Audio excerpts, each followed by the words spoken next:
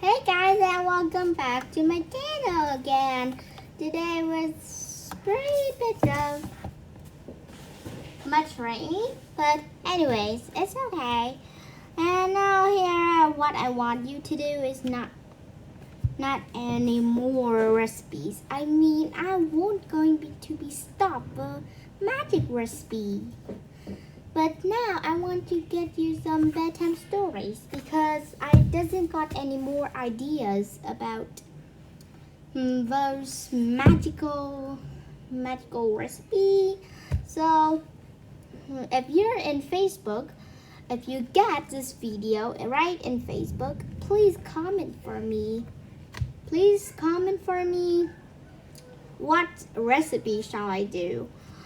It's like you have to write all the recipes. What I all have is clearly I nearly have everything, but not in real life because I said it was a magic recipe, and so it might need something like sugar butterflies or magic potions, or you even get some good special diamond droppies. It's kind of like that. It's like it's not real. It's not realistic. It's just like a fun magic. Yeah, kind of like that. Okay, and so after you're thinking of something good about those magic recipes, and now let's just go to read the bedtime stories for girls. Let's go.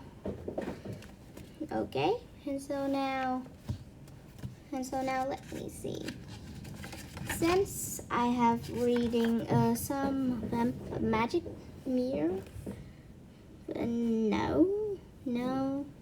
nah. How about the Emperor's New Clothes? Right at page 100. Let's go. Not the three little pigs, not the mouse and the dragon. No, not the witch well. No, not the farm girl. Not the magic cake now. And here it is, the Emperor's New Clothes. A long time ago, there lived an emperor who loved clothes more than anything else. Instead of trying to take care for his people, he spent all the kingdom money on fine new garments. And there was nothing the emperor liked more than parading his new clothes in front of everyone, so they can say how elegant he looked. Oh, really? He looked nice, you know. I like to say he looks nice. I don't really like elegant because I heard of that word a lot, but I still doesn't sure that I know what it is. So I would love to say he was nice. One day, two cunning thieves arrived at the emperor's palace. This silly emperor loved clothes so much, they agreed. It would be easy to make him shower us with gold. So the thieves went to the emperor and introduced themselves. Whoops. We are the finest tailors in the world, they said. We'll make you the best suit of clothes that there has ever been. At first, the emperor didn't believe them. I have seen all the finest clothes in the world has to offer, he said. What can you two do is better than what I have seen already? We have a roll of magic cloth, we said, with the finest colors and patterns you've ever seen. It was so exquisite that only the cleverest, most refined people can see it. It is invisible to anyone who is incredibly stupid or who does not deserve to be doing this job. I think I know this. That sounds marvelous, said the emperor, clapping his hands. If I have a suit of this material, I'll know exactly which of my ministers deserves his job, and I can make sure I am not surrounded by stupid people." The thieves look at each other and smile. "The magic material is very expensive to make," said one thief. "I'm not sure your excellency can afford it," said the another. "Nonsense!" shouted the emperor. "Here, take 1,000 gold coins. That should be more than enough to make the suit." The thief left the palace with the money and used it to buy 2 huge looms for weaving cloth. But because they had made up the story of the cloth, there's nothing to weave. For weeks and weeks, the swindlers spent their money on whatever they liked and did no work at all. Then one day, there's a knock on the door. "The emperor and all his men." "We have come to see how my suit is progressing," said the emperor. The 2 thieves turned the handles of the looms with nothing on them and cut through the air with scissors. "See, your excellency," they said. "Isn't it the most marvelous cloth you ever seen?" "You're cutting air. What's wrong with that?" The emperor was just shocked. He can't see any cloth at all. "Oh no," he thought. "It's just as I always thought. I'm either too stupid to see the cloth or don't deserve to be the emperor.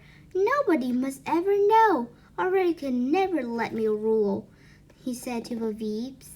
So he said to the thieves, "Yes, of course, it's certainly the finest cloth I ever seen." He lied to them. The thieves showed their imaginary cloth to the emperor's court too. Each of them thought the same thing. "I must be too stupid or unworthy to see the cloth. I pretend I can see it so that the emperor does not punish me." All the emperor men pointed at applause and said that now the fine cloth was. "Of course, we need another 1,000 gold coins to finish it off," said the thieves. "After all, you wouldn't want to go outside with it half finished like this." So the emperor gave them the money without delay. Many more weeks passed and the thieves returned to the palace. "We have finished the suit of clothes for you, your excellency," they said. They took the emperor into his rooms and pretended to fit the clothes on top of his undergarment.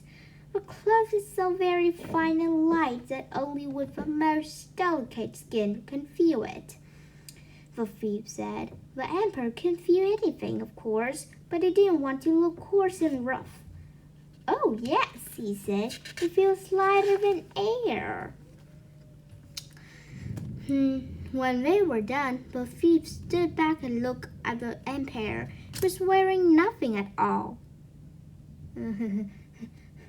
I think I still remember this is my most baddest nightmare, a naked man. When they're done, the thief stood back and looked at the emperor. He was wearing nothing at all. "Our finest work," the thief said. "You are a marvel of modern fashion." In Bedtime, the emperor summoned his courtiers and they walked through the streets of the city. Everyone had heard of the magic cloth. To make sure nobody thought they were stupid, they all pretended that they could see the emperor's new clothes. The procession found its way through the street, even when he was the poorest ones. As they were passing one tiny house, a little girl and her father came to watch them go past. The child hasn't heard about the magic cloth. "Look, Daddy," she said, "that funny man has come out with it in his underwear." The child's father saw that daughter was right. "You speak the truth, my dear," he said, laughing. "The emperor had no new clothes." The family next door heard the man who knew that what he said was true. "The emperor has no clothes," they shouted. A message passed quickly from door to door and from street to street. The message passed quickly from until anyone in the city was pointing and laughing at the emperor. The emperor has no new clothes, they cried.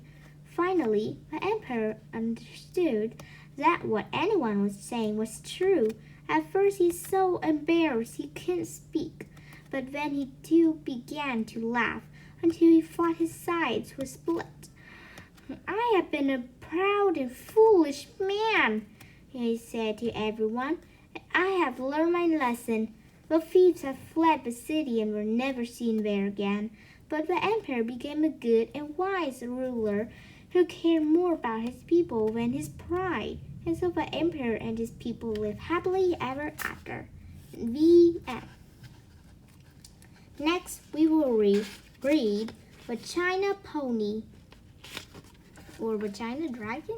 No, the China Pony. Well, just hope you enjoy this. Well, it's hard to.